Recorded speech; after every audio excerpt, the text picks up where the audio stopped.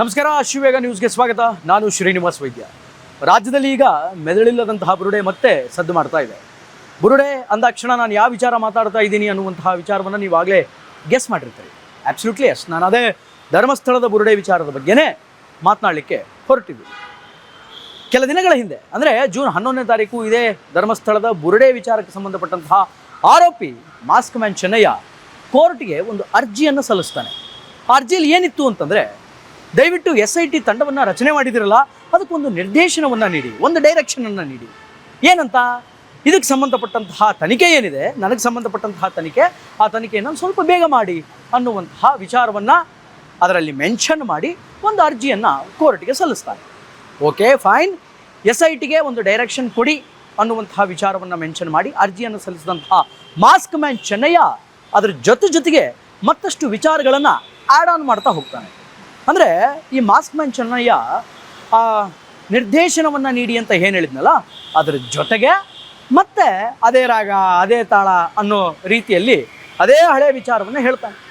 ನನ್ನನ್ನು ಈ ಧರ್ಮಸ್ಥಳದ ಪ್ರಕರಣದಲ್ಲಿ ಇವರೆಲ್ಲ ಒಂದು ವೆಪನ್ನಾಗಿ ಯೂಸ್ ಮಾಡ್ಕೊಂಡ್ರು, ನನ್ನನ್ನು ಒಂದು ಆಯುಧವನ್ನು ಯೂಸ್ ಮಾಡ್ಕೊಂಡ್ರು, ಇದೊಂದು ಪ್ರೀ ಪ್ಲ್ಯಾನ್ಡ್ ಷಡ್ಯಂತ್ರ. ಇದು ಧರ್ಮಸ್ಥಳ ಕ್ಷೇತ್ರಕ್ಕೆ ಮಸಿ ಬೆಳಿಬೇಕು, ಅಲ್ಲಿನ ಕೆಲವು ಸಾತ್ವಿಕ ಜೀವರಾಶಿಗಳಿಗೆ ತೊಂದರೆ ಮಾಡಬೇಕು, ಅವರ ಹೆಸರಿಗೆ ಧಕ್ಕೆ ಉಂಟು ಮಾಡಬೇಕು ಅಂತ ಹೇಳಿ ಒಂದು ಪ್ಲ್ಯಾನನ್ನು ಹಾಕ್ಕೊಂಡಿದ್ರು. ಇದೆಲ್ಲ ಪೂರ್ವಭಾವಿಯಾಗಿ ನಿರ್ಣಯಿತವಾಗಿರುವಂತಹ ಒಂದು ಸಂಘ, ಒಂದು ಸಂಘಟನೆ.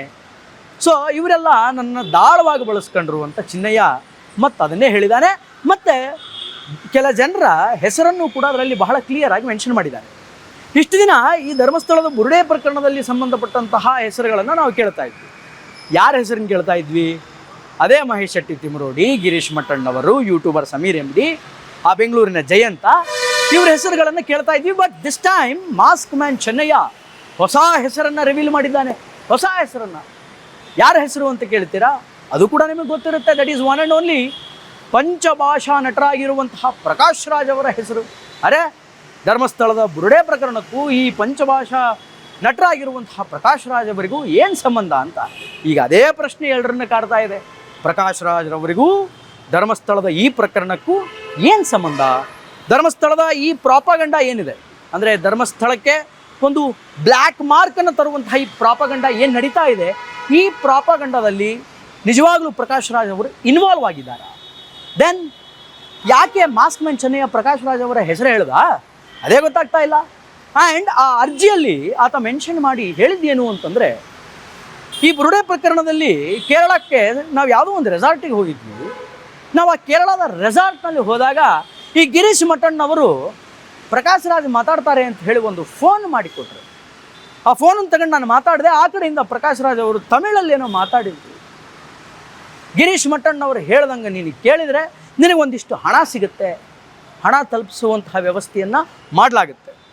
ಇನ್ನು ಅದರೆಲ್ಲದರ ಜೊತೆಗೆ ನೀನು ಅವರು ಹೇಳಿದ ಕೆಲಸವನ್ನು ಅಚ್ಚುಕಟ್ಟಾಗಿ ನಿರ್ವಹಿಸಿದರೆ ನಾನೇ ಖುದ್ದಾಗಿ ನಿನ್ನ ಭೇಟಿ ಮಾಡಿ ನಿನ್ನನ್ನು ಹಗ್ ಮಾಡ್ತೀನಿ ಅಂತ ಪ್ರಕಾಶ್ ರಾಜ್ ಹೇಳಿದ್ರಂತೆ. ಇದನ್ನು ಆ ಅರ್ಜಿಯಲ್ಲಿ ಈ ಮನುಷ್ಯ ಅಂದರೆ ಈ ಮಾಸ್ಕ್ ಮ್ಯಾನ್ ಚೆನ್ನಯ್ಯ ಮೆನ್ಷನ್ ಮಾಡಿದ್ದಾನೆ. ಅರೇ ವಾಹ್, ಪ್ರಕಾಶ್ ರಾಜ್ ಅವರ ಅಪ್ಪುಗೆಗೆ ಇಷ್ಟೆಲ್ಲ ದೊಡ್ಡ ಅಫೆನ್ಸ್ ಮಾಡುವಂತಹ ಶಕ್ತಿ ಇದೆನಾ? ಅಂದರೆ ನಾನು ಅಪ್ಕೊಂಡು ಬಿಡ್ತೀನಿ ಅಂದುಬಿಟ್ರೆ ಪ್ರಕಾಶ್ ರಾಜ್ ಅವರ ಅಭಿಮಾನಿಗಳು ಅಥವಾ ಅವರ ಅನುಯಾಯಿಗಳು ಏನು ಬೇಕಾದರೂ ಮಾಡೋಕ್ಕೆ ಸಿದ್ಧ ಇದ್ದಾರೆ. ಅಂದರೆ ಚಿನ್ನಯ್ಯ ಅಷ್ಟು ದೊಡ್ಡ ಹ್ಯೂಜ್ ಫ್ಯಾನ್ ಆಗಿದ್ದ ಪ್ರಕಾಶ್ ರಾಜ್ ಅವರಿಗೆ, ಅದೇ ದೊಡ್ಡ ಪ್ರಶ್ನೆ ಇವಾಗ. ಇನ್ನು ಈ ಪ್ರಕರಣಕ್ಕೆ ಸಂಬಂಧಪಟ್ಟಂತೆ ಪ್ರಕಾಶ್ ರಾಜ್ ಅವರು ಏನಾದರೂ ಪ್ರತಿಕ್ರಿಯೆ ನೀಡಬೇಕಲ್ಲ.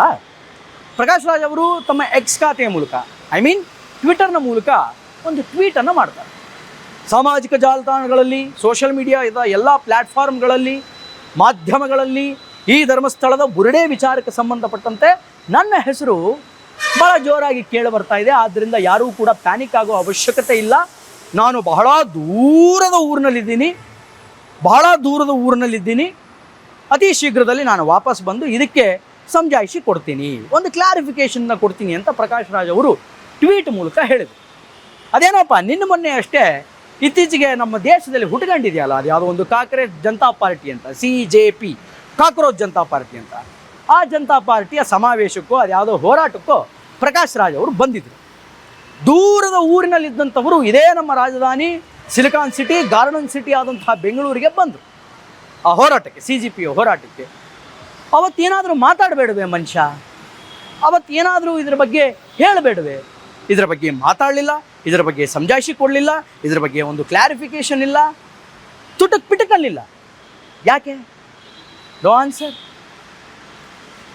ಈಗ ಮಾಸ್ಕ್ ಮ್ಯಾನ್ ಚಿನ್ನಯ್ಯ ಹೇಳಿರುವಂತಹ ವಿಚಾರ ನಿಜವಾಗಲೂ ಸತ್ಯನಾ? ಒಂದು ವೇಳೆ ಅದು ಸುಳ್ಳೇ ಆಗಿತ್ತು ಅಂತಂದರೆ ಪ್ರಕಾಶ್ ರಾಜ್ ಅವರು ಇಷ್ಟೊತ್ತಿಗಾಗಲೇ ಮಾಧ್ಯಮಗಳ ಮುಂದೆ ಕುಳಿತುಕೊಂಡಾಗಲಿ ಅಥವಾ ತಮ್ಮದೇ ಸಾಮಾಜಿಕ ಜಾಲತಾಣವನ್ನು ಬಳಸ್ಕೊಂಡಾಗಲಿ ಅದರ ಮೇಲೆ ಮಾತನಾಡಬೇಕಿತ್ತು, ಒಪಿನಿಯನ್ನ ಶೇರ್ ಮಾಡ್ಕೊಳ್ಬೇಕಿತ್ತು. ಬಟ್ ಇಷ್ಟು ದಿನ ಆದರೂ ಪ್ರಕಾಶ್ ರಾಜ್ ಯಾಕೆ ಮಾತಾಡ್ತಾ ಇಲ್ಲ ಅನ್ನುವಂಥದ್ದೇ ದೊಡ್ಡ ಯಕ್ಷ ಪ್ರಶ್ನೆಯಾಗಿ ಇವತ್ತು ಎಲ್ಲರನ್ನ ಕಾಡ್ತಾ ಇದೆ. ಅಂದರೆ ಇದಕ್ಕೆ ಪ್ಯಾಚಪ್ಪಿನ ರೀತಿಯಲ್ಲಿ ಏನು ಆನ್ಸರ್ ಹೇಳಬೇಕು, ಇದನ್ನು ಹೆಂಗೆ ಕವರ್ ಮಾಡಬೇಕು, ಇದರಿಂದ ಹೆಂಗೆ ಎಸ್ಕೇಪ್ ಆಗಬೇಕು ಅನ್ನುವಂಥ ಎಸ್ಕೇಪಿಸಮ್ ಟ್ರಿಕ್ಕನ್ನು ಪ್ರಕಾಶ್ ರಾಜ್ ಅವರು ಏನಾದರೂ ತಯಾರು ಮಾಡಿಕೊಳ್ತಾ ಇದ್ದಾರಾ ಗೊತ್ತಿಲ್ಲ. ಬಟ್ ಯಾಕೆ ಪ್ರಕಾಶ್ ರಾಜ್ ಮಾತಾಡಿಲ್ಲ ಅನ್ನುವಂಥದ್ದೇ ಪ್ರಶ್ನೆ ಆಗಿದೆ. Mask man Chennayya once again Prakash Raj ಅವರ ಹೆಸರನ್ನು, ಮಹೇಶ್ ಶೆಟ್ಟಿ ತಿಮ್ಮರೋಡಿ ಅವರ ಹೆಸರನ್ನು, ಗಿರೀಶ್ ಮಟ್ಟಣ್ಣವರ ಹೆಸರನ್ನು, ಆ ಯೂಟ್ಯೂಬರ್ ಸಮೀರ್ MDಯ ಹೆಸರನ್ನು, ಆ್ಯಂಡ್ ಆ ಬೆಂಗಳೂರಿನ ಜಯಂತ್ ಅನ್ನುವಂತಹ ವ್ಯಕ್ತಿಯ ಹೆಸರನ್ನು, ಇವರೆಲ್ಲರ ಹೆಸರನ್ನು ಮೆನ್ಷನ್ ಮಾಡಿದ್ದಾರೆ. ಮತ್ತು ಆತ ಹೇಳೋದೇನು ಅಂತಂದರೆ ನಾನು ದಾಳವಾಗಿ ಬಳಸಿದ್ರು. ಆ್ಯಂಡ್ ಇನ್ನೊಂದು ಬಹಳ ಸ್ಫೋಟಕವಾದಂತಹ ವಿಚಾರ ಹೇಳ್ತಾನೆ ಮಾಸ್ಕ್ ಮ್ಯಾನ್. ಈ ಏನು ಪ್ರಾಪಗಂಡ ಇದೆಯಲ್ಲ, ಧರ್ಮಸ್ಥಳಕ್ಕೆ ಮಸಿ ಬಳಿಯುವಂತಹ ಕೆಲಸ, ಧರ್ಮಸ್ಥಳಕ್ಕೆ ಸಂಬಂಧಪಟ್ಟಂತಹ ಒಂದಿಷ್ಟು ಸಾತ್ವಿಕ ವ್ಯಕ್ತಿಗಳಿಗೆ ಮಸಿ ಬಳಿಯುವಂತಹ ಕೆಲಸ, ಈ ಪ್ರಾಪಗಂಡಗೆ ಒಟ್ಟಾರೆಯಾಗಿ ಹತ್ರ 200 ಕೋಟಿ ರೂಪಾಯಿಗಳ ಒಂದು ಪ್ಲ್ಯಾನ್ ಅಂತ ಇದು.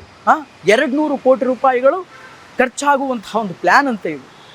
ಅಂದರೆ ಯಾರ್ಯಾರಿಗೆ ಇವರು ಎಷ್ಟೆಷ್ಟು ದುಡ್ಡು ಹಂಚಿದ್ದಾರೆ, ಅದು ಯಾವ್ಯಾವ ಸೋಷಿಯಲ್ ಮೀಡಿಯಾ ಪ್ಲ್ಯಾಟ್ಫಾರ್ಮ್ಗಳಿಗೆ ಎಷ್ಟು ಹಂಚಿದ್ದಾರೆ, ಯಾವ್ಯಾವ ಯೂಟ್ಯೂಬರ್ಸ್ಗಳಿಗೆ ಎಷ್ಟು ದುಡ್ಡನ್ನು ಹಂಚಿದ್ದಾರೆ, ಯಾವ್ಯಾವ ವ್ಯಕ್ತಿಗಳಿಗೆ, ಅಧಿಕಾರಿಗಳಿಗೆ ದುಡ್ಡನ್ನು ಹಂಚಿದ್ದಾರೆ ಅನ್ನುವಂಥದ್ದನ್ನು once we have to imagine.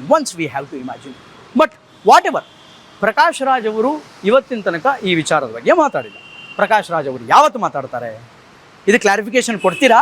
ಅಥವಾ ಮಾಸ್ಕ್ ಮ್ಯಾನ್ ಚಿನ್ನಯ್ಯನಿಗೆ ಹೇಳಿರುವಂಥ, ಅಂದರೆ ಆತನೇ ಹೇಳಿಕೊಂಡಿರುವಂತಹ ಒಂದು ರೀತಿಯನ್ನು ನೋಡಿದರೆ ಆತನಿಗೆ ಬಂದು ಅಪ್ಪುಗೆಯನ್ನು ಕೊಡ್ತೀರಾ, ಅಂದರೆ ಹಗ್ ಮಾಡ್ತೀರಾ? ರಾಜ್ಯದ ಜನ ಕಾಯ್ತಾ ಕೂತಿದೆ. ಪ್ರಕಾಶ್ ರಾಜ್ ಅವರೇ ಕ್ಲಾರಿಫಿಕೇಷನ್ ಕೊಡಿ. ಇಲ್ದಿದ್ರೆ ಮಾಸ್ಕ್ ಮ್ಯಾನ್ ಚಿನ್ನಯ್ಯ ಅರ್ಜಿಯಲ್ಲಿ ಏನು ಹೇಳ್ಕೊಂಡಿದ್ದಾನಲ್ಲ ಅದರ ಪ್ರಕಾರ ಹೋಗಿ ಆತನನ್ನು ಅಪ್ಕೊಂಡಾದರೂ ಬನ್ನಿ. ರಾಜ್ಯದ ಜನ ಕಾಯ್ತಾ ಇದೆ. ನೋಡೋಣ ಈ ಪ್ರಕರಣ ಮುಂದೆ ಎಲ್ಲಿವರೆಗೂ ಹೋಗುತ್ತೆ, ಬುರುಡೆ ಎಲ್ಲಿವರೆಗೂ ಹೀಗೆ ರಾಜ್ಯದಲ್ಲಿ ಸದ್ದು ಮಾಡುತ್ತೆ ಅನ್ನುವಂಥದ್ದನ್ನು ನೀವು ಕಾದು ನೋಡಬೇಕಾಗಿದೆ. ಮತ್ತಷ್ಟು ಅಪ್ಡೇಟ್ಗಳಿಗಾಗಿ ನೋಡ್ತಾ ಇರಿ ಅಶ್ವೇಗ ನ್ಯೂಸ್. ಇದು ಸತ್ಯಾನ್ವೇಷಣೆ ಓಟದಲ್ಲಿ.